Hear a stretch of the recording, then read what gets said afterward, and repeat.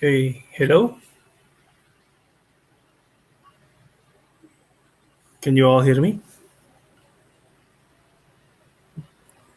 Yes. Okay. Do we have a moderator or it's just let me to begin the presentation? Yeah. I think I will introduce the all the speakers here today. Uh, we will begin this closed panel session with Mr. Rosa Tedjabuwana. He will. Mr. Rosa Tedjabuwana is currently working as a lecturer at Universitas Pasundan, Indonesia. And his area of interest is philosophy of law, ethics, sociology, and international law. And the paper that that he will be delivering today is titled. Um, sorry. Uh, what is it? Okay, the mediation in local wisdom perspective. Without further ado, please, Mr. Rosa Tedjabuwana, the the internet is yours. Okay, thank you. Good evening and good morning, ladies and gentlemen. Uh, Thank you for this opportunity to let me present at the Rio Arbitration Week to share our ideas and research here in Indonesia. First of all, maybe this presentation does not specifically uh, answer the issue of arbitration and dispute resolution directly because uh, my colleague Mr. Anton is uh, mostly has interest in philosophy of law, but eh, the in this opportunity, we try to also make inquiries about the mediation as part of alternative dispute for resolution. So for last at least 3 to 4 years, we conducted research regarding to local wisdom and local law, also in its relation with legal education. That's our fields of research for at least 2 to 3 years from now. Back then, the first 2019 is about the religiosity economy simulacra with Sundanese adat law, means the acceleration of digitalization and technology, and then uh, still in 2019, the legal education based on local wisdom, the religious cosmic.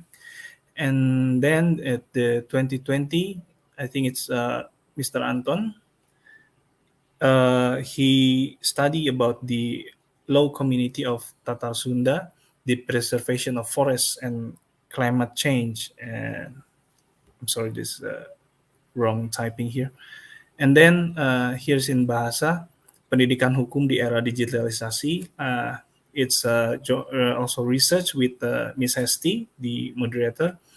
It's about the legal education during the digitalization era. And then our recent research is about the law and cosmology of local communities in a specific place, the Osing community, and then the search for originality of Indonesian philosophy. So uh, let me begin the presentation about how the Indonesian law uh, is composed. First, we have Dutch law uh, brought to Indonesian archipelago during the colonial period, and this system was introduced during the Dutch Indie period. There was no Indonesia back then, but the colonial Dutch region known as the Dutch East Indie. There, uh, the modern law was introduced. The modern law, it means it's the uh, modern European way to legal system, and focus on legal and formal measure. So here, the root of our litigation process begin as we have it right now. And then after the independence, 1945, the gradually the Indonesian, of course, developed our own legal system. Still, adopting the civil law system taken from the period from the Dutch East India, and then formulating some local domestic interests and post-colonial and how we try to build independence and jurisdiction over the our own law. So, but still, the process, the formation and the enforcement of the law, the modern law in Indonesia, mostly still adopt the way our colonial government prior to the independence. But at the same time, of course, we have what we call here as local law. Some others researchers or authors write it in bahasa Indonesia called adat, hukum adat, or hukum lokal. So this kind of local law has root in uh, old tradition of indigenous people from areas of Indonesia. We have many culture even in our own country. So this local law may differ from one area to another. And one of the characteristic of this local law is mostly unwritten, and uh, they talk about more the substance rather than how it should be formulated, who has the authority about that. So it's not that the concern, but the concern is most likely well, what can tradition or our forefathers tell us about the sacred relation between humans, humans and the nature, and then about the environment and so on. So uh, what happened is even though that Indonesia is unique and have a maybe it's also happened in some areas of the another parts of the world. Uh, the local law or adat in Indonesia always perceive some sacred magical bond between man, because it's always uh, you know relate to the aspect of the spirituality of a person and not just their material, not just see as their corporeal body, but also its spiritual relation. So there is no uh, clear distinction between man and the universe, or human, maybe woman also include, basically. Man, I just brought it into general terms. I mean human. humankind is inseparable from the universe. So uh, this local law was generally applied and understood by Indonesian. I say was because uh, uh, today we have some kind of uh, different way to understand and to accept what the law is because of the progress of the how modern world and modern countries with their modern legal system works. So this has changed. Yes, the local law is no longer dominant.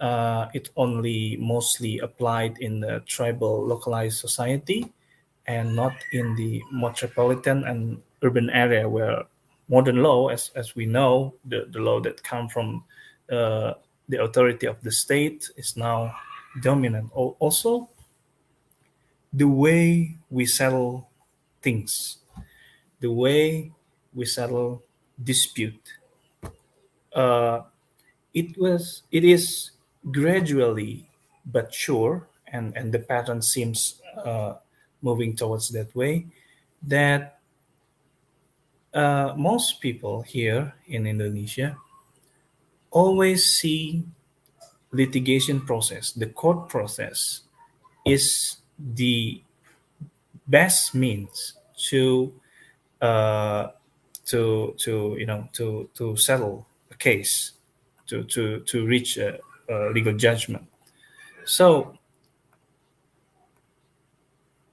our inquiry is about how to dig in our own, uh, say, roots of knowledge, because in my term we the Indonesian somehow forget the nature about who we are concerning the law, of course. So uh, to begin with, first, the local law always root in harmony because it's part of their cosmological uh, state. So uh, law as cultural aspect is also root here in harmony. So any kind of dispute is like disturbance for this harmony. And contrary to popular belief, of course, in local communities, local law is not homogeneous. Only because they are local, it doesn't mean the law is homogeneous, but it is heterogeneous. So we have some kind of mixed system of law in many places here in Indonesia, even where the community have the dominant culture or the local law, but also they recognize the state law, and then also that come from the law that come from religious law, either is Islam or Buddhist or Christian community. So the harmony first is about the harmony about the existing law, and then the harmony about the relationship between the people and the relationship of people and the nature. So according to this cosmological belief in local law, so some law is identify themselves to give the law some kind of sacred position in consciousness or belief. So this creates some kind of prohibition, pamali, in Sundanese language, and or in taboo, is if we want to find the analogous in other area. So the sacred bond between man and his environment is the key to understand this local law. So I since I was okay.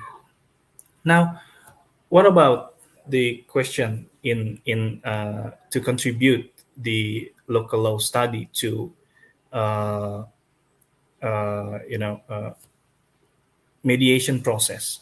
So a study for local wisdom is essential, I think, we think, for a mediator who generally practice modern law. Yes, to be able to perceive a case from the point of view of local mindset. And then also, as I say, little by little, from time to time, the local law is forgotten, withered away. Maybe most people more adapted to modern law, and still they choose the traditional way to settle legal case, on it has been shifted to litigation process. This our inquiry that we hope to answer during our future research.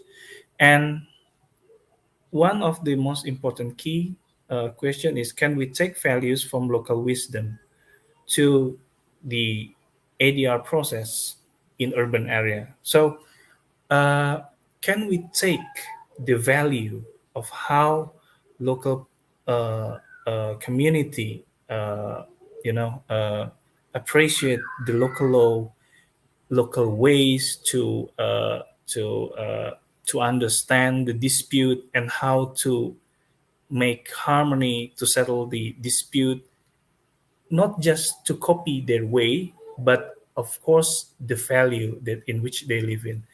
I think that's how to begin the question, the research question. So I think yes, there is more to study. I think that's all for me, Miss Hesti. Thank you.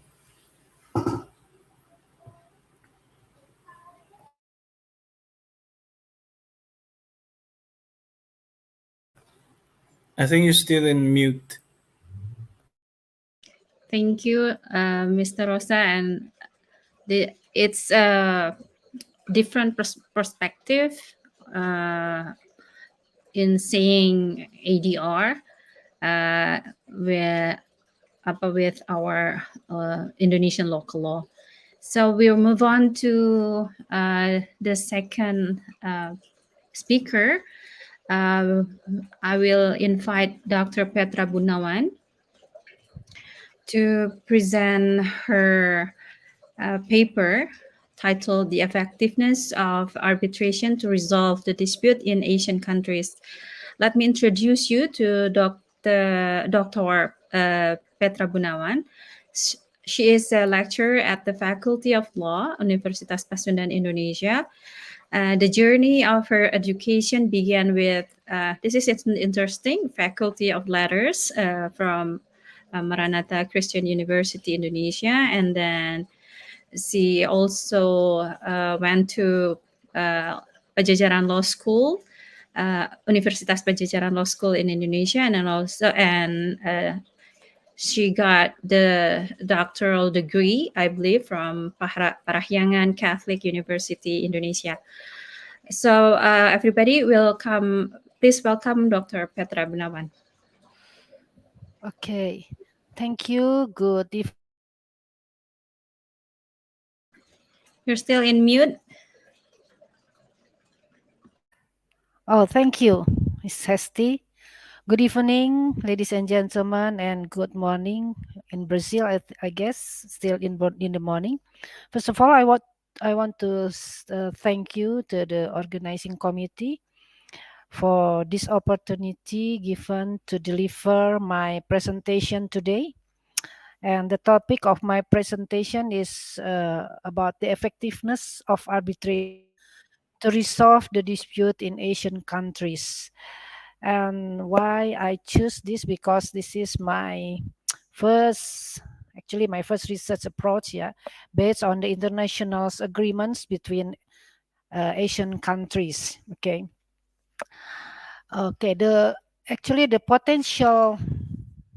Good, I move on. The potential non-performance of a state or dispute between countries in relation to the implementation of the community rules or regulations, it is not always caused by the inability or the negligence of a member state to fulfill its obligation, but I think for some extent can also be caused by the wrong understanding or different interpretation of the regulation between or among the member of the states. This one, yeah. Further, as international scale regulation, a dispute can also triggered by the conflicts of laws occur between the international agreements with the national law or policies of the ASEAN member states. As we know, the ASEAN Charter stated that ASEAN and its member states reaffirm and adhere to the fundamental principle contained in the declaration, agreements, convention, concords, treaties, and other instruments of ASEAN. And furthermore, in the ASEAN Charter also stated that all of the ASEAN member states have equal rights and obligation under the Charter in accordance, including the enactment of appropriate domestic legislation to effectively implement the provision of the Charter and comply with all obligation of membership.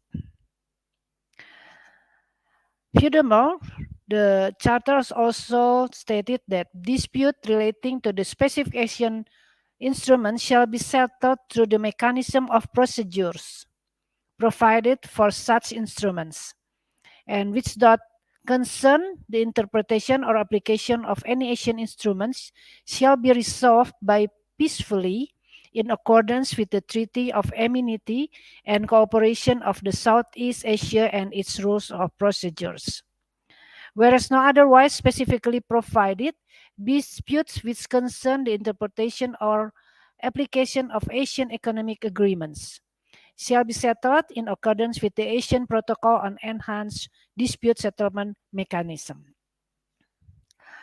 Okay, let's have a look at the mechanism. This is the protocol of the ASEAN Charter. First of all, if the ASEAN members have the complaint, between the member state or another member state, the mechanism is by consultation, good offices, conciliation, and mediation. There are two possibilities. First of all, if by consultation, good offices, conciliation, and mediation success and become the final. If fail, it's go to the arbitral tribunal. Okay, this is the mechanism of in the arbitration. As you know, I take the definition of arbitration is, as we know, the arbitration is the reference of a dispute to an impartial or third person that chosen by the parties to the dispute who agree in advance to abide the arbitrator's award issued after hearing at which both parties will have an opportunity to be heard. An arrangement for taking and abiding by the judgment of selected person in some dispute matter instead of carrying it to establish tribunal of justice, and is intended to avoid the formality such as delay, the expense and vexation of ordinary litigation. So the mechanism, as we know, that if according to the ASEAN Charter, first of all, the appointment of arbitrators and then held at the ASEAN Secretariat Office Jakarta, Indonesia, or other place agreed upon the parties. And of course, the source of the law, we have to know that provision of the ASEAN Charter and other ASEAN instruments, as well as applicable rules of public international law. The arbitral tribunal shall apply other rules of law applicable to substantive question of the dispute or to decide of a case ex aequo et bono if agreed by the parties to the dispute. And then comes the decision, become the arbitrator's award. But the decision of the arbitration is the arbitrator's award. Sorry. No, wait, why? The descriptive section summarizing the state of the facts of the case and the arguments of the parties to dispute, including third party if any. Its decision on the interpretation or application of the ASEAN Charter or any ASEAN instrument referred by the parties to the dispute and the reason for the award. And a signed copy of the award shall be delivered by the arbitral tribunal to the parties to the dispute and to the ASEAN Secretary General. And under Article 9 of the ASEAN Charter Protocol, the arbitral tribunal shall notify the ASEAN Coordinating Council of its awards. And according to the Charter also, the protocol, it confirms that the final and binding status of the arbitral award and the obligation of the disputing parties to comply with it.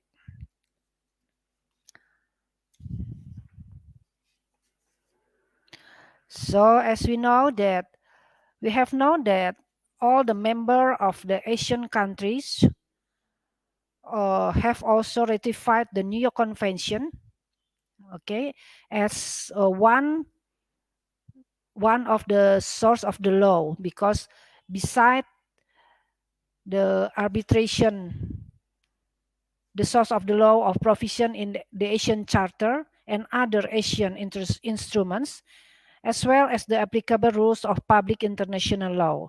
So the New York Convention is one of the source of the law that have already ratified by all the members of the Asian countries. But there are some issue that it is the award can be enforceable or not, because if we see at the Article 5 of the New York Convention, the arbitral decision that have been pronounced are enforceable but can be rejected by the losing country, the losing party. As it is said, to comply with the arbitral decision or settlement agreement resulting from the good service, mediation, and conciliation, this is not provide what legal consequences will occur if the losing party does not comply with the arbitral award.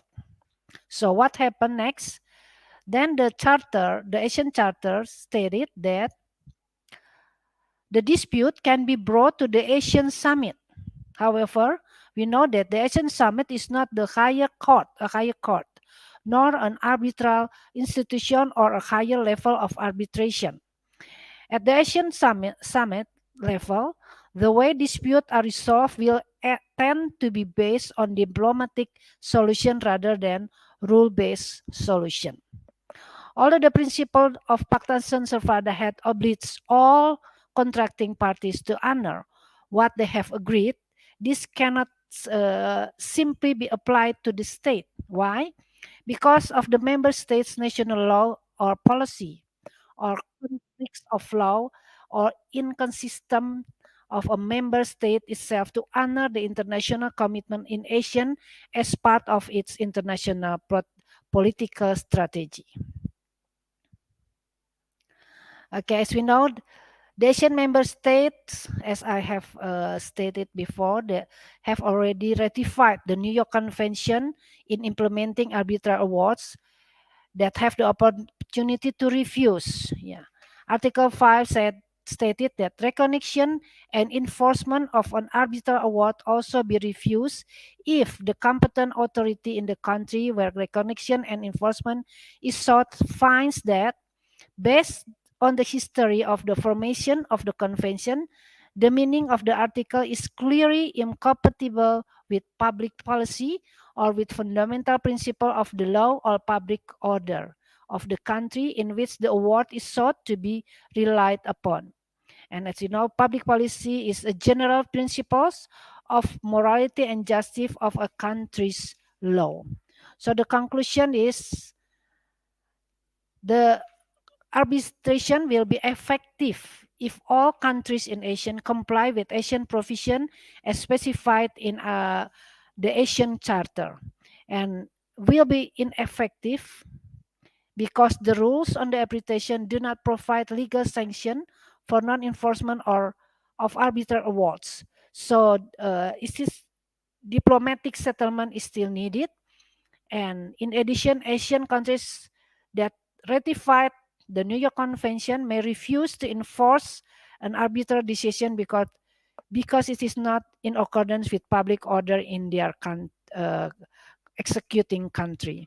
So that is my conclusion why the arbitration to resolve the dispute in Asian countries can be effective and ineffective. I think that's my presentation today. Thank you for listening to me. Thank you. Thank you very much, Dr. Petra Bunawan. That is very interesting, portraying the effectiveness of the arbitration to resolve the dispute in Asian countries. We're going to move on to the next speaker.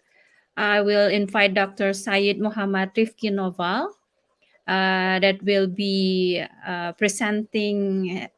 I believe this is a collaborative writing paper titled Virtual Presence, Assessing ADRs in Virtual Courtrooms. Dr. Sayid Muhammad Rifki Noval is currently working as lecturer at Universitas Pasundan, Indonesia. He completed his bachelor's degree in law at Universitas Islam Indonesia. Additionally, he pursued further education and obtained his master's and doctorate degrees in law from Universitas Pajajaran, also in Indonesia. And his area of expertise and interests include business law, telematics law, and legal research methodology. Okay, Dr. Sayid, please. Thank you very much. Okay, let me try. Okay, good morning and good evenings, all of the participants. It's my great pleasure to be here today at this international seminar, Rio de Janeiro Arbitrations Week. Oh, wait. Okay. Today, I will like to talk about the virtual presence assessing avatar in virtual courtrooms. In Indonesia, arbitrations regulation can be found in Law Number 30 on 1999 on arbitration and alternative dispute resolutions. In these regulations, the concept of ADR can be found regulated in Article 4. In its development, ADR provisions are further regulated in Government Regulations Number 80 of 2019 on trade through the electronic system of ADR can be found regulated in Article 72(1). We note together the currently concept of online dispute resolutions or online hearings is commonly used. However, generally it's conducted just like video conference. Participants will use camera to display their actual selves. So the two concepts is video conference and the real persons or real persons. But the difference, it will be born since the Mark Zuckerberg, CEO of Meta, published a mega project called Meta, which managed to steal the world attentions, including legal scholars. Therefore, it's not unlikely that the development of the Metaverse will be related to the development of legal studies. The development of Metaverse is believed to take place in the three phases. It starts by the digital twins, and then it's continued by the digital native, and the last is the reality where the virtual world and the physical world have united. This digital transformation strengthens the assumption that the Metaverse will first reduce the boundary of a country. especially in terms of demography and geography. According by the Shariah phase, currently developing a term namely meta-court, ensuring its role in legal realisms, including judicial institutions. Judicial institutions can take advantage of Metaverse technology development conducted outside the courtroom, resembling a virtual conference using an avatar as a participant representations, and this being on the key concept of keywords is an avatar.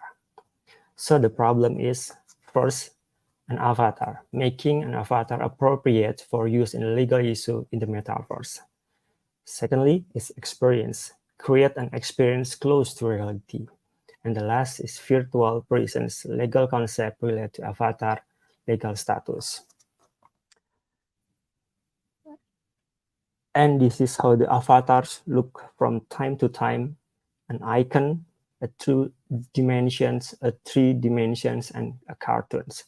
Avatar internally first appeared in game in 1985. The term avatar itself actually originates from the Sanskrita language, meaning the incarnations of a god from the heavens. Hence, an avatar is depicted as a reflection of something in the real world, namely a human.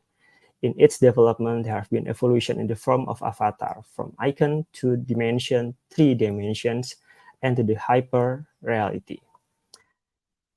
Avatar, in its development, legal researchers are working to ensure that the Metaverse can run in harmony with the existing legal order, although the concern about it have been classified as a part of the 3 waves of technological disruptions to the authority of law. The first wave of disruptions describe a situation when the nation legal system first recognitions of its authority, so that all decisions must be respected, especially regarding cyber technology and activity in cyberspace and the Metaverse, and become equations. Are avatar in virtual presents real people? According by the United Nations Human Rights Council in the summer of 2016, stated the same right people have offline must also be protected online. Every avatar activity is controlled by its user and owner, so that the generalization of provision in the real world to activity in the virtual world can be implemented. Every avatar activity is controlled by its users. It will be the key concepts. Dijazi in this every state, this activity of each avatar in the Metaverse are guided by their user and owner. As long as the activity are guided in a lawful and responsible manner, it may be possible to apply the rules of the real world to the Metaverse world. There is some critics of the avatar. It's too hard to make an avatar. Existing avatar is not similar to the real persons, and the answer is absolutely no, because there are many avatar creation service providers available, even with a wide selection of type that we can adjust to our self-image. And this is the evolutions of avatar from Mark Zuckerberg's. The advancement of technology has made it increasingly easier to create avatars that are more realistic, allowing other users to better identify something's identity. This is evidence from the development of Mark Z avatar, which increasingly mirroring his physical image, and the female avatars that resemble a first true forms. And it's one, the another advantage we call meta-humans. It's exclusive? No. Hyper-reality technology is not exclusive for Mark Zuckerberg, but there are many developments that provide this technology today. Another development is scanning technology to form a person avatar. They'll be shortening user time and enable the formation of an avatar with the user identical physical form. Another example, facial scanning technology in avatar making. And this is the differentiations we call taxonomy avatar based in interaction in the Metaverse. 2-dimension, 3-dimension, VR avatars, and the new concept is digital humans. On the advance, one of advantage of the Metaverse is the immersive technology, the new ways of creating, displaying, and interacting with applications, content, and experience immersive technology has transformed the digital experience by bringing together the virtual with user, sight, sound, even touch. And haptic technology, the technology that can create an experience of touch by applying force, vibration, or motions to the users. This technology can be used to create virtual object in a computer simulation to control virtual object and to the enhance remote control of machines and device. So, our presentations try to prove the concept of legal personality based on the judicial experience, include the arbitration trial. Let's take a look of this product. A mesh from Microsoft team aimed to make a collaborations in the Metaverse personal and funds in November 2021. As can be seen, several people conduct online meeting using avatar and video camera. It's a hybrid concept. And then Elizabeth Chance into 26 January 2022 make a gathering for arbitrations participants, conduct trial meeting attended by participants who have been involved in these activities. Meeting are held by combining participants using video and avatar. And the most interesting is University Ottawa declare Metaverse Moot Court. University of Ottawa School of Law collaborated with the Leclerc to organize the Metaverse Moot, where participants use avatar and VR technology. Can be seen if all participants use avatar with the help of VR technology. And in 2023, departing from the success of the implementation in 2022, as well as the record that we present, the organizers carry out development by making avatar that increasingly resemble the physical image of their users. We can see Justice Leon's avatar. It's clearly more realistic. Okay. The next sample took place in Colombia. In February 2023, a Colombian court held its first legal trial in the Metaverse. In a first 2 hours hearing held by Colombia Magdalena Administrative Court, participants involved in traffic litigations appear as avatar in the virtual courtrooms. Next, the Brazilian court held in first hearing on the Metaverse and Armed Studies digital training in September 2022. The conciliatory sessions put Caixa Econômica Federal face-to-face in the virtual reality environment with a company that was triggered by pending loan payment. The respective representation of the party used the customized 3D avatar. And survey from the 2021 International Arbitration Survey on Adapting Arbitration to a Changing World in the 2021, we can know many people, it's more using virtual hearing rooms.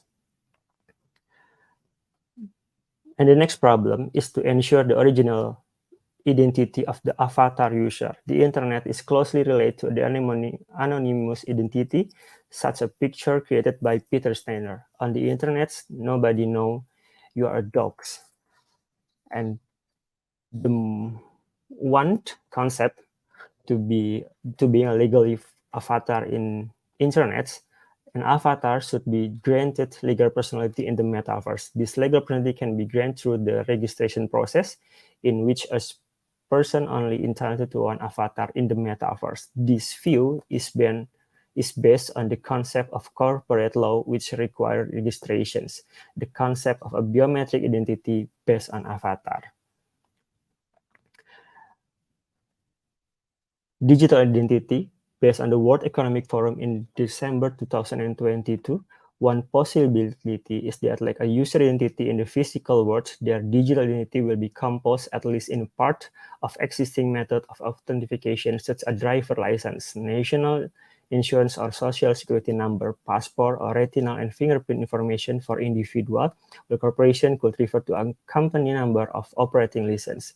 This could perhaps exist as an object or marker with an overall digital identity that serves as a mark of authenticity complexity not dissimilar to a stamp in passport, for example. And the last is the self-sovereign identity solution. Self-SSE seems to be the best option for now, with some suggesting that all users entering the metaverse should be forced to register the real individual identity and match it with their digital ones.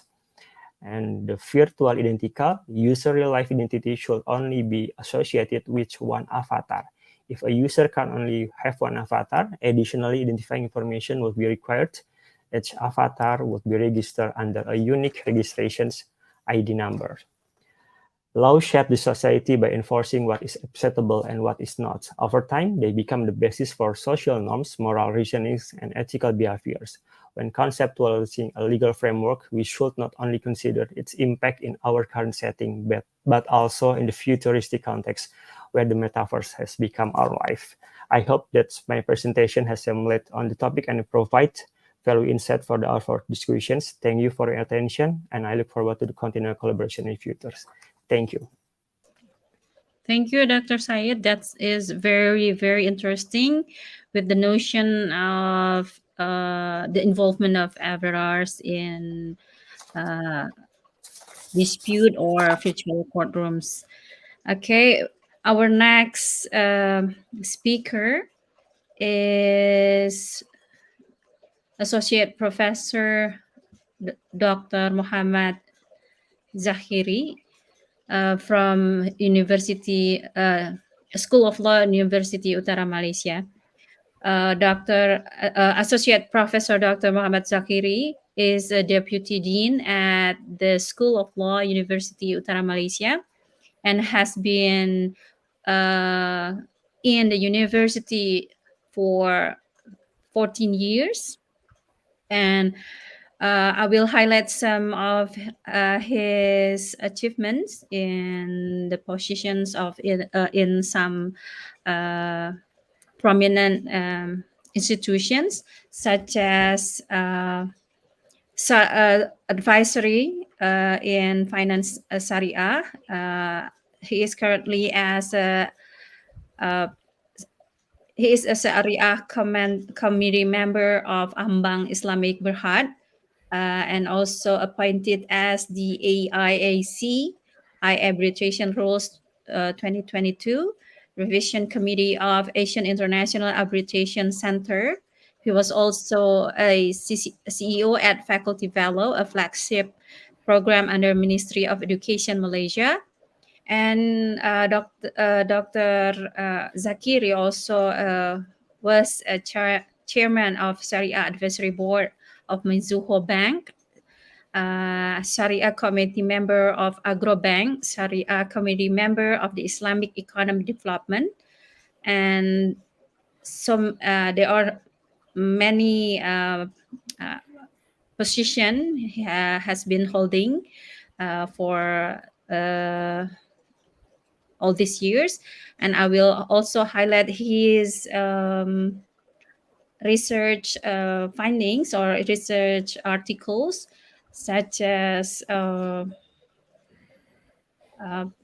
he has he has his corpus index is 04, and HI index at Web of Science is 01. And Professor Dr. Muhammad Zakhiri will be presenting the paper titled Enhancing the Roles of Arbitrator and Sharia Advisory in Islamic Finance Arbitration in the Light of AIAC i-Arbitration Rules 2021. Please, Associate Professor Dr. Muhammad Zakhiri. Thank you very much to Madam Chairman. Thank you. The same gratitude goes to the organizer, Rio de Janeiro Arbitration Week, and of course to the Pasundan University members, faculty members, and all. First and foremost, I just want to qualify myself that I am no longer Deputy Dean. Deputy Dean at the School of Law, University Utara Malaysia. But my current position is basically Senior Research Fellow, Institute of Sharia Governance and Islamic Finance at University Utara Malaysia. So just to make it in line with our thematic title, The Role of ADR in Maritime Environmental Conflict to Facilitate Shipping Industry, I try to align our presentation towards that line. So, when talking about the maritime, and of course, there got many laws that govern the industry itself. In Malaysia, we have shipping law, maritime law, and whatnot. But as far as the dispute is concerned, and how the question is how we resolve the dispute. But as far as Malaysian context is concerned, we have a special dedicated court, maritime court at high court level, high court special division for maritime disputes. And of course, we have ASEAN Arbitration Center. But this morning or this evening, I will share some the direction or new development of the i-Arbitration rules 2021. And of course, because I'm one of the revision committee members of that particular rules, right? So this is the content of my presentation: maritime disputes, arbitration, sources of the tahkim, we call it in Arabic. So the features of i-Arbitration rules: I stand for Islamic, AIAC stands for ASEAN International Arbitration Rules 2021, and is positioned with the United Nations unilateral model and whatnot. And then what are the qualifications to be appointed as i-Arbitration rule, Shariah Council, Shariah expert, and how we resolve some of the disputes, provided always they got a clause in the international trade businesses that they want to resolve the matters via arbitration mechanism. But as far as maritime dispute and Islamic contract, and of course, how we develop the industry basically through trade and businesses, because all the sellers, all the traders come to this region, ASEAN region, to trade and business. And as far as Malaysian contact, of course, they have what we call it Undang-Undang Laut Melaka, the Sea Law of Malacca Sultanate. And then I am sure that they got some provision talking about the maritime dispute, how they resolve the disputes and whatnot.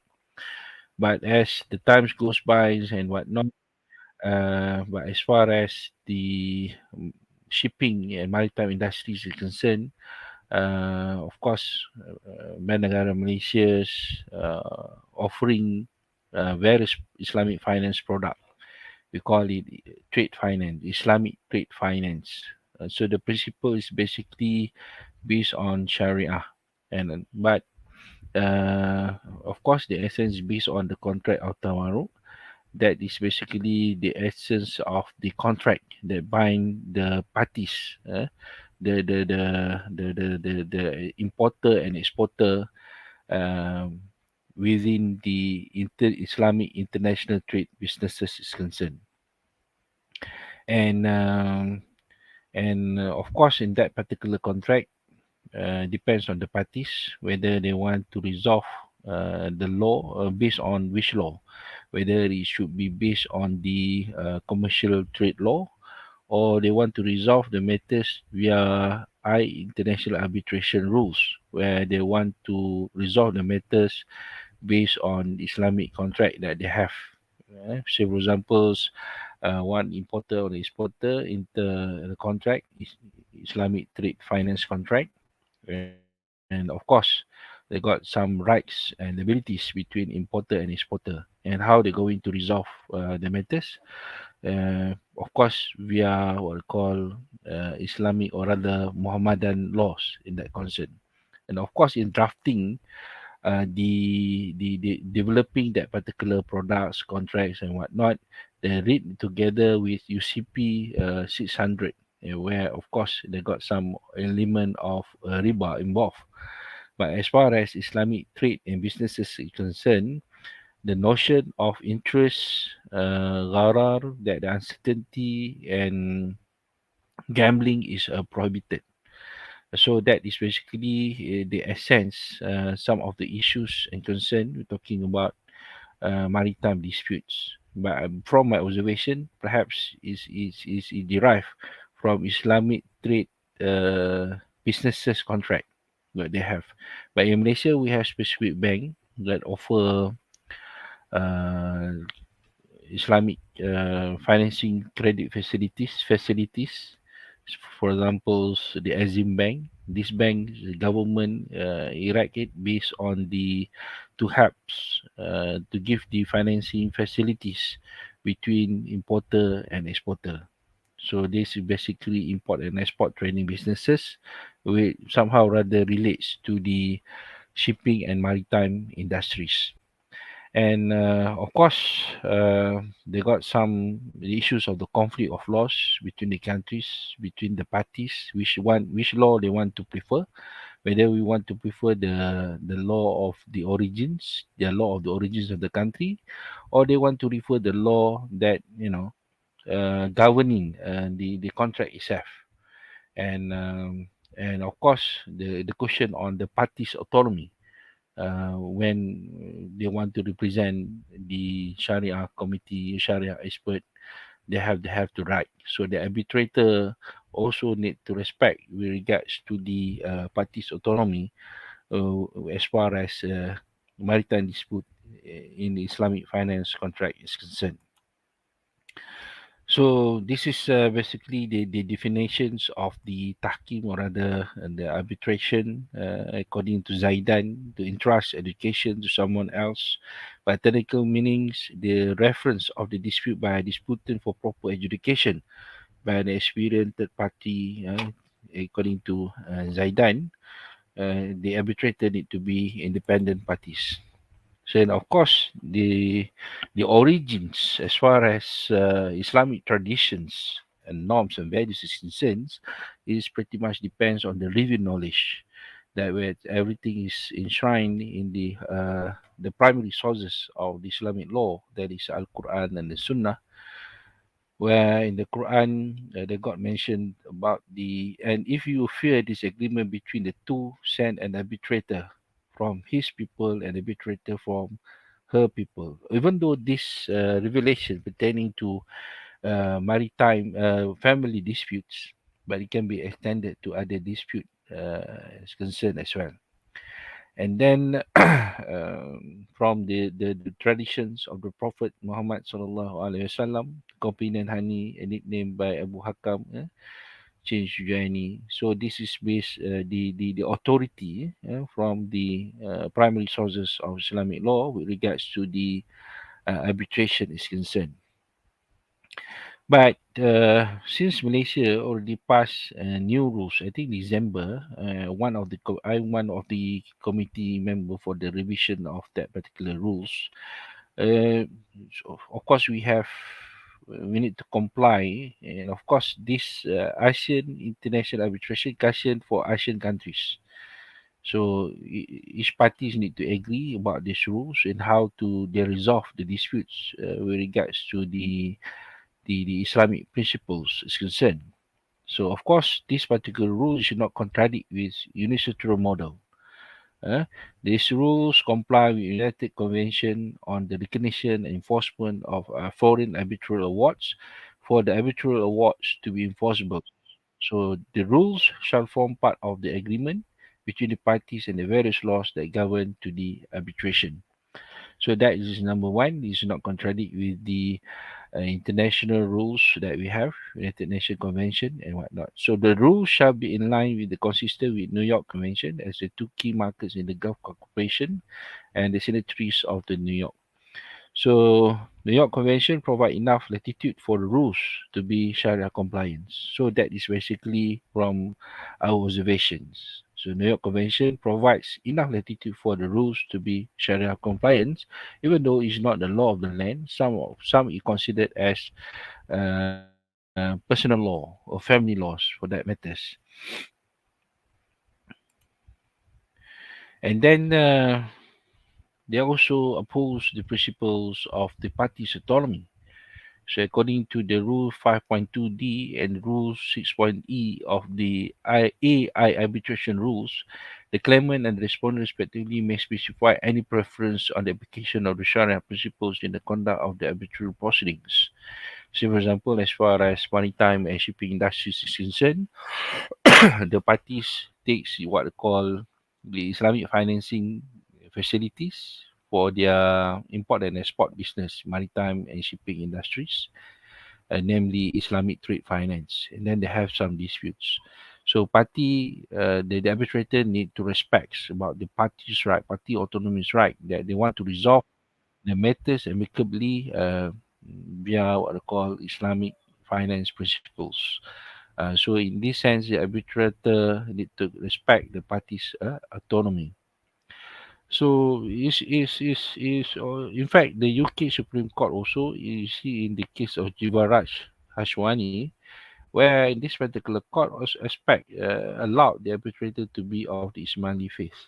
So they can resolve the matter based on the personal law. So maybe one of the parties concerns from mazhab and the arbitrator from different mazhab. But here we don't discuss about the inter-mazhab discourse, but the essence is that the arbitrator need to respect the party's autonomy. For example, in the shipping and maritime industry that we have, so parties here take what they call Islamic trade finance facilities to facilitate the import and export businesses that they have. So normally based on the principles of the Tawanu, Istijrar and whatnot. So this is their need to comply with certain rules that according to the Islamic commercial law principles. So here the arbitrator need to be, even though he's not Sharia competent, but they can always, refers to the Sharia experts.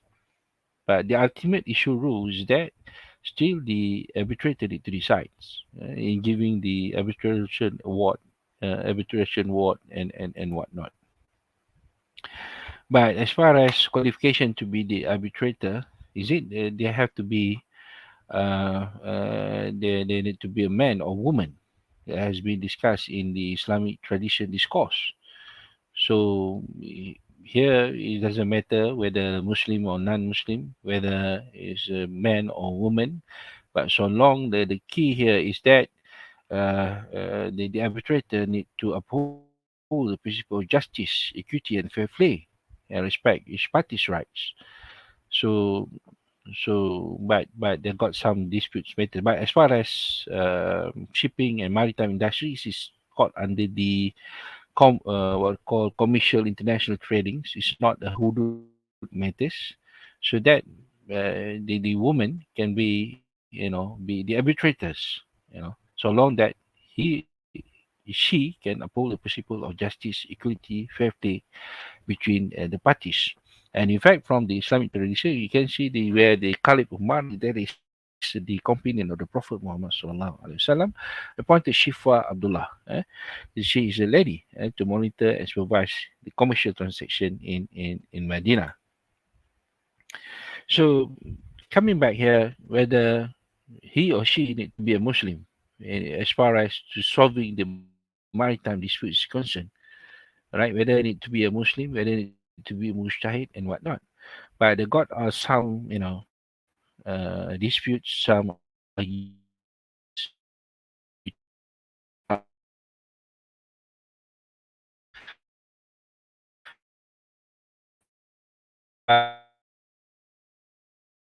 here is that is so if the arbitrator, even though he's wicked, correctly in making the decision, but it upholds the right of the public interest, so that his arbitration award is recognized. So long as they uphold the principle of equality, justice, fairness, and talking about the matters of the public interest and whatnot. So it doesn't matter whether Muslim or non-Muslim, according to Imam An-Nawawi, on that matter. But based on this particular rule, say you got some disputes between one parties, you also got some disputes. I have the right to appoint my Sharia expert, standing before me, as far as arbitration is concerned.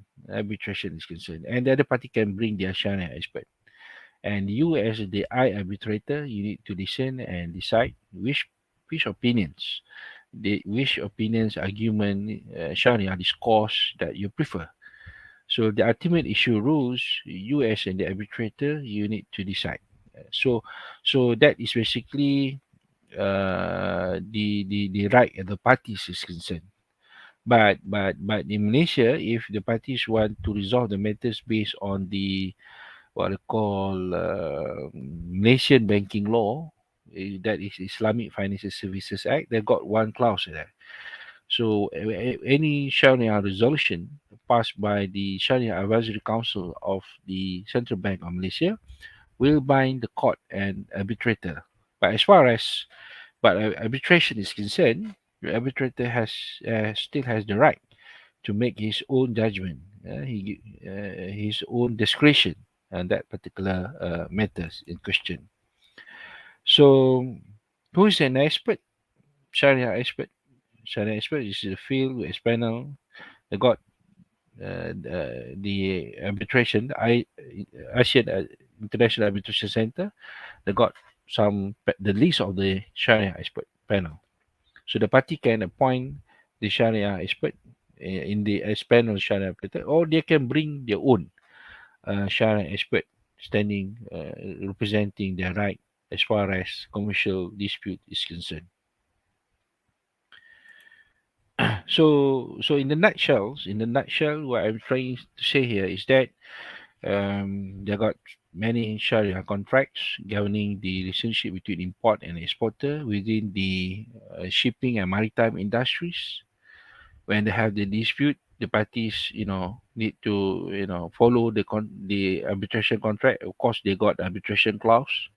So whether the party want to follow the i-Arbitration rules, where you need to follow all the Sharia principle, or you have the party has the right, provided always the parties concerned agree to resolve the dispute, uh, amicably via arbitrations. Arbitration. So arbitration clause need to be there. So as I mentioned to you just now, that arbitration rules that we have is not contradict with unilateral laws. And New York Convention, as I mentioned in the earlier slide just now, give you the latitudes, the flexibility latitudes, where some of the what are called personal rules, personal laws, Sharia laws can be applied as far as Islamic finance is concerned. We're talking about the Islamic Sharia principles of Islamic transaction. So that is basically the beauties of the law, where the arbitrator still,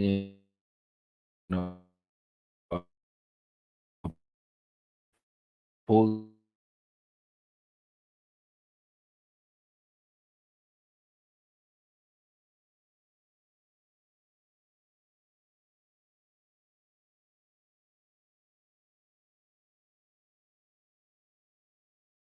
the give the financing facilities in maritime and shipping industry. So thank you very much. Hope to have further collaboration with you guys, the respective team institution in Rio, Janeiro, and Indonesia. Back to you, Madam Hesti. Thank you. Thank you very much, Professor Zakhiri, for giving us different perspective on ADR from the view of Islamic principles. We're going to move to our last speaker. I will invite Dr. Irma Rachmawati. She will be present a paper entitled "The Role of ADR in Maritime Environmental Conflict to Facilitate Shipping Industry." And I will introduce briefly about Dr. Irma Rachmawati. Dr. Irma Rachmawati is a lecturer at Universitas Pasundan, Indonesia, and has been serving at the university for more than 2 decades. And her area of specialties or expertise is maritime and also contract law. She is also very active in research and supervision regarding ADR on maritime law. She is also involved in many researches and public services, and she has also published about 100 articles in journals and proceedings of seminars and conference. Dr. Irma, the StreamYard is yours. Thank you.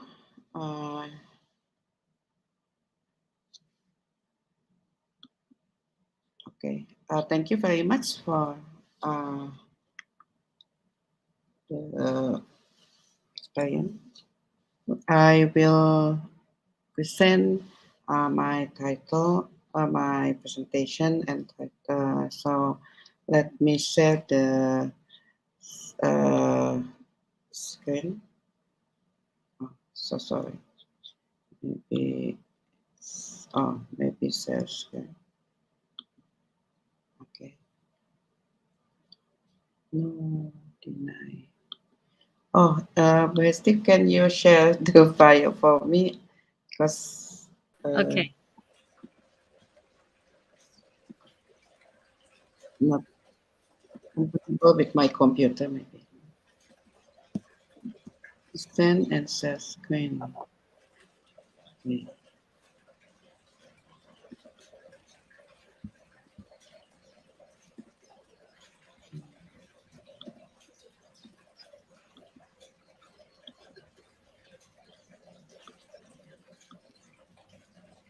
I've already uploaded.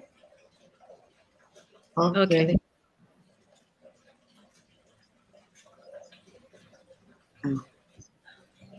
Okay. But I can see the slide now. Oh, for my computer, maybe. Yeah. Upload. Yeah. I cannot. Oh, just a minute. Oh, you can see our screen, I think. Yes. Oh, really? Yeah. You can see my screen, right?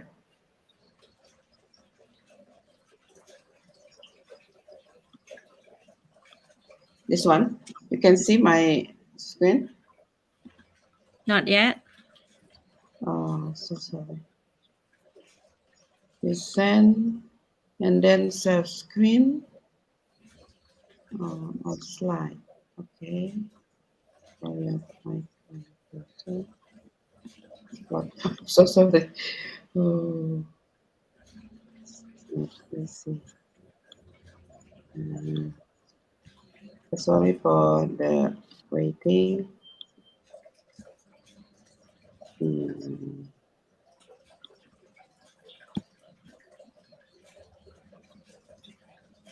Download and then Maritime. Oh, and this one, yeah.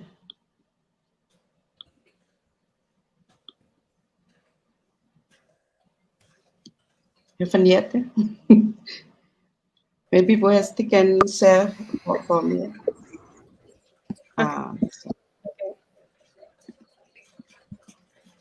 Sorry.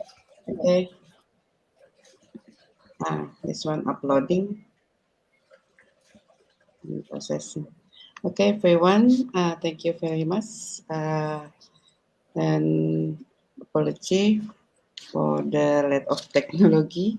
First of all, as Mr. Hesti said, that I'm Irma Rachmawati from Pasundan University. On this special occasion, I would like to present our paper together with Miss Hesti. entitled The Role of ADR in Maritime Environment Conflict to Facilitate the shipping industry. And this one, yeah? Okay, and let me show you the background of the study.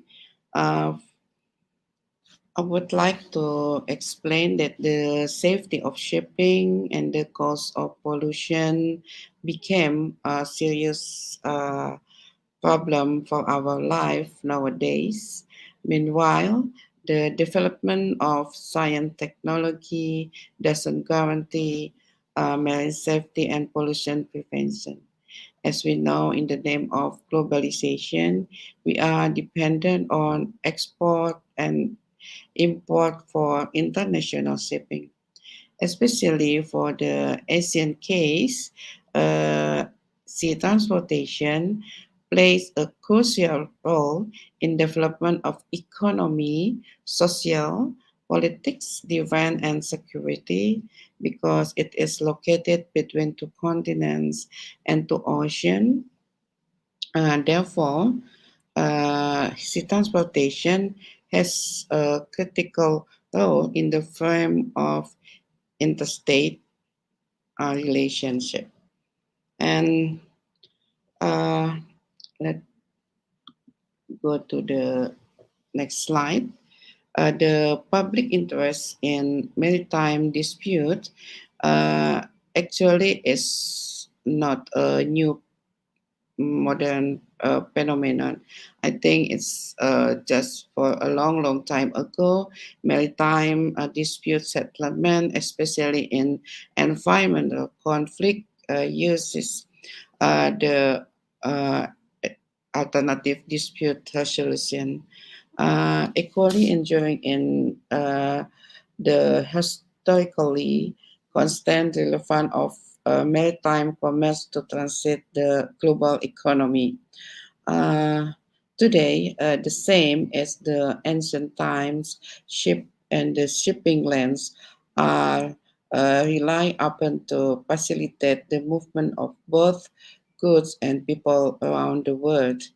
Given the modern advance to the virtually real-time global media coverage, newsworthy event like the maritime accident and maritime conflict for the environmental and so on, it's not surprising that the public's time under interest in maritime dispute has continued. And this study will examine the role of alternative dispute resolution in maritime dispute, especially in environmental conflict. And maritime claims are usually classified into categories. The first is the wet maritime claim, refers to environmental conflict such as pollution, and so on. And the second is the dry maritime claim, as mentioned by Professor Zakhiri presentation previously. Thank you, Professor Zakhiri. And what is the wet claim in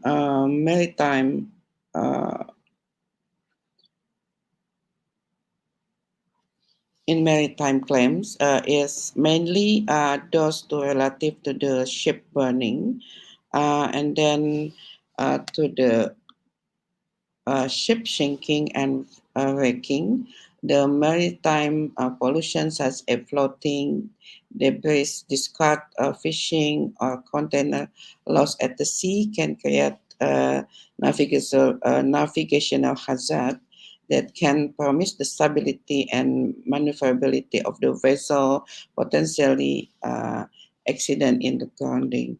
And then the ship collision and the pollution for the laid up ship, and then the oil spill and slick, And what is the dry claim maritime? The dry claim maritime are those related to the cargo claim, such as the construct of carriage, bill of lading, dangerous cargo, and charter party dispute, such as freight, hire, and demurrage. And for the shipbuilding contract dispute, ship repair dispute, hull damage claim, and then bunker dispute, crew, passenger, and stowaway and shore worker claim. And let's go to the paper question. The first is, what are the key contributes of ADR that does make methods a useful tool for the resolving marine dispute, and how effective is alternative dispute resolution in ensuring that parties are protected in multi-jurisdictional disputes. And for the result on and discussion, let me begin with the kind of the specific maritime dispute. In a maritime wet dispute, as in maritime claim, is very potential, and this is the one who can separate what's the regime of alternative dispute resolution use in this claim, such as actually for the civil and commercial civil dispute, the most commonly used method for solving maritime dispute up to some decades was litigation. But after 50 years ago, many reasons, the most important of which the overloading of the Court of Justice and subsequent important delay in trying the case pending before them.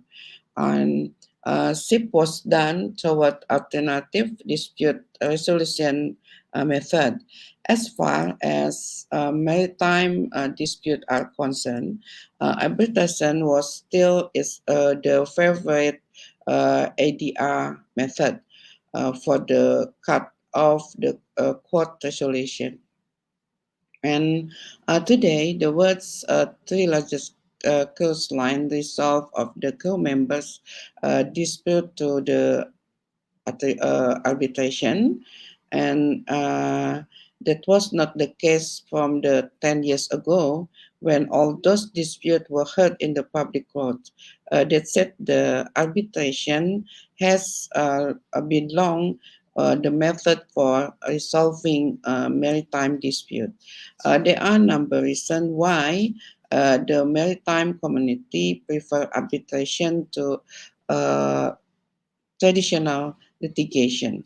And some of the primary reasons include the privacy of the proceeding, the panel that decided the dispute typically consists of the maritime experience as opposed to the jurists with the limited maritime knowledge. And of course, disputes are resolved much faster than those heard in the public court. Another major factor, since the most countries are the parties of the New York Convention, an international arbitration award is enforceable in those countries without the need to go to the laborious, expensive, and unpredictable procedure associated with domesticating a foreign judgment. And maritime matters being considered a commercial one, the arbitration regarding a dispute having as object maritime issue connected to an international or trans-border relationship. The kind of specific maritime dispute is so important. If it is a dry maritime claim echoing out of the charter parties of a bill of lading, of a sale agreement regarding a ship claims and connected to the cargo, it almost certain that will be in the main agreement document an arbitration clause. And if the case is this is the wet one or the wet maritime claim, just such as pollution, general average, salvage, and then marine pollution, obviously, there is a prior agreement as to their solution. The concert parties may agree to submit claims to arbitration after they have been generated by means of submission agreement. And up to the few years ago, it is almost granted that the parties involved in maritime relationship will choose arbitration to solve any possible dispute of them, or consequently, they would insert in their main agreement in arbitration clause. Recently, mediation clauses started to be inserted in maritime agreements. Most of time, additionally to the arbitration clause, all the more that the two processes can be combined, such as mediation and arbitration, namely med-arb, or an arbitration mediation process will be applied. And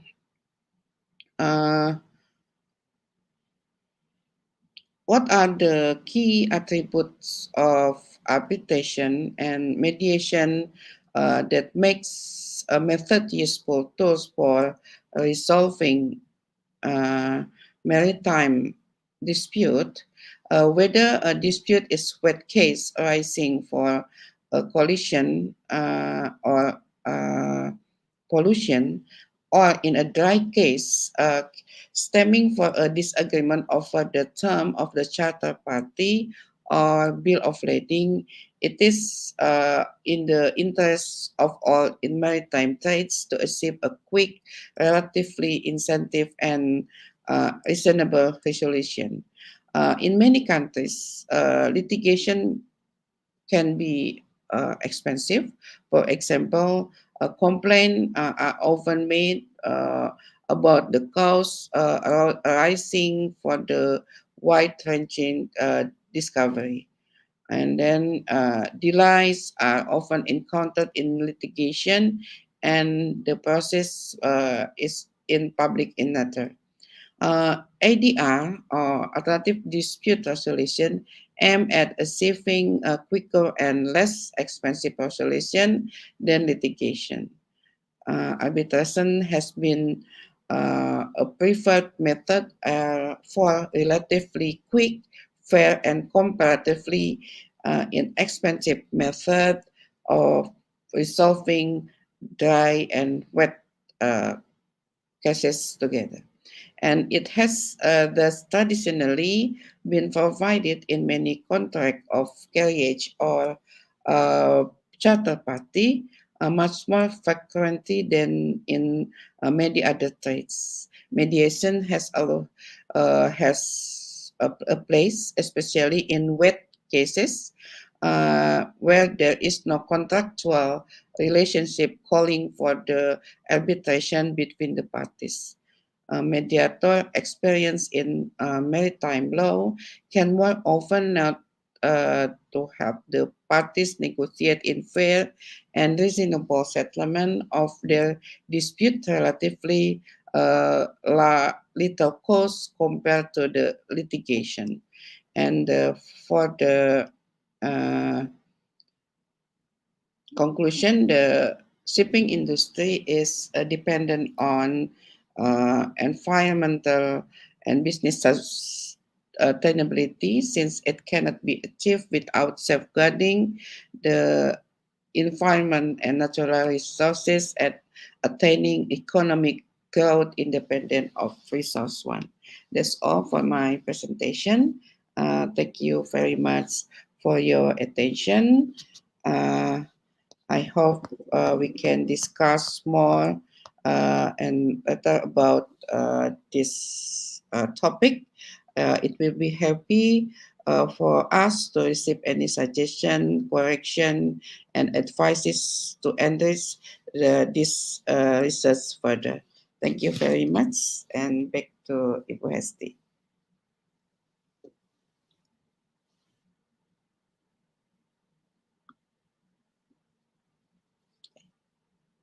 Thank you very much, Ibu Hesti. You can go to the conclusion or go to question and answer for the session.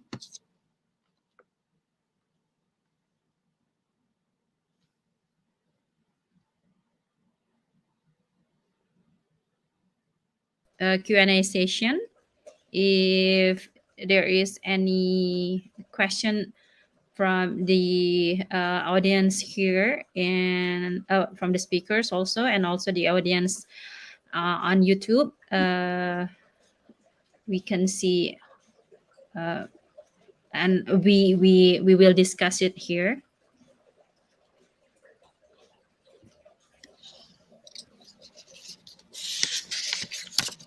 Ms. Hesti? Yes. I have a question to Professor Zakhiri. Since the presentation relates to mine, Dr. Professor Zakhiri, what is the main difference between Islamic contract and the conventional contract related to maritime business? Since it is still applying the conventional law, such as UCP 6000 and so on. Can you elaborate more about this problem? Thank you very much. Very good question from Dr. Irma. As I mentioned to you, there got various contract governing the Islamic commercial transaction. But as far as maritime and shipping industry is more or less relates to the trade finance, business import and export businesses. Or we have another contract is it will call istisna, manufacturing contract and whatnot. But the most relevant contract we call it Islamic trade finance, Islamic trade finance contract based on the Shariah principles. But as I mentioned to you just now, Shariah principles normally negate the elements of usury, interest, and there is elements of uncertainty and elements of the gambling in the contract itself, or any manipulation and that lingering governing the contract. And of course, at international levels, most of the trade finance contracts based on UCP 600, they got some elements. But the question is how about the incurring of the rate of interest itself.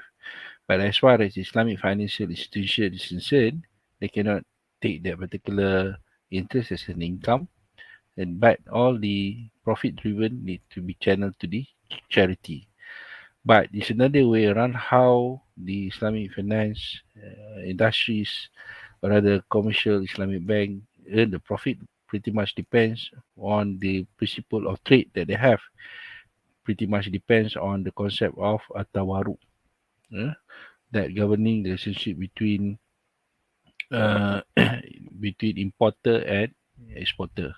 So this is basically real trading taking place, real businesses, and got some other contract that derive from profit. Call it principle of leasing, ijara we call it. So is how the Islamic banking and financial institution derive the profit.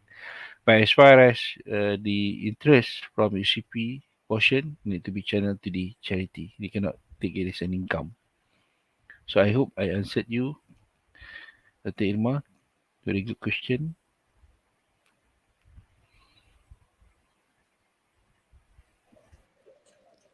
You're still muted, Ibu Irma. Okay, thank you very much, Professor Zakhiri, for the answer. I think the topic is very related to our research, and I hope we can make some research collaboration regarding wet claim maritime and how to elaborate with the Shariah regime or Shariah legal framework. Okay, thank you very much. Back to Ibu Hesti. Okay. Is there any other questions that the speakers here would like to address to fellow speakers? We still have I don't see any questions on the comment from the YouTube. If there is no other questions, I would like to invite Dr. Irma to conclude the session. Dr. Irma, please. Okay, thank you very much, Hesti, for substituted me as the host of this session. I know for our theme or the begins to how the arbitration dispute resolution will enhance or foster in Asian countries, and we discuss in this session. We hope that we can collaborate what the Metaverse and then the local wisdom and the Asian convention and the Shariah one to make more horizon in the Asian countries with arbitration dispute or alternative dispute resolution agreement. Since in Asian countries we have some obstacle such as for the flexible and efficient and expedient process to for parties in conflict, as described in the discussed in this group. And with the ADR process, this action on its own already a step forward, improving relationship between state as well as improving joint and cross-border conservation sim. This is all for my conclusion, Ms. Hesti, and thank you very much, Mr. Rosa Tedjabuwana, Dr. Sayid, Professor Zakhiri, Dr. Petra, and Hesti for joining this Rio de Janeiro Arbitration Week. I hope what we have discussed in this session will useful for our countries in the future. Thank you very much. And Thank you very much for having us. Yeah, and thank you very much to Fernando and from Rio de Janeiro and Professor Andres and Professor Elizabeth Aguemova. Hope to see you soon, and maybe we can meet in the next conference by offline. Okay, good evening, everyone. Good evening. Good evening. Thank all the you. speakers. Thank you very much. Thank Bye-bye. you. Good night to all of you. Good night, Okay. all of you. Bye.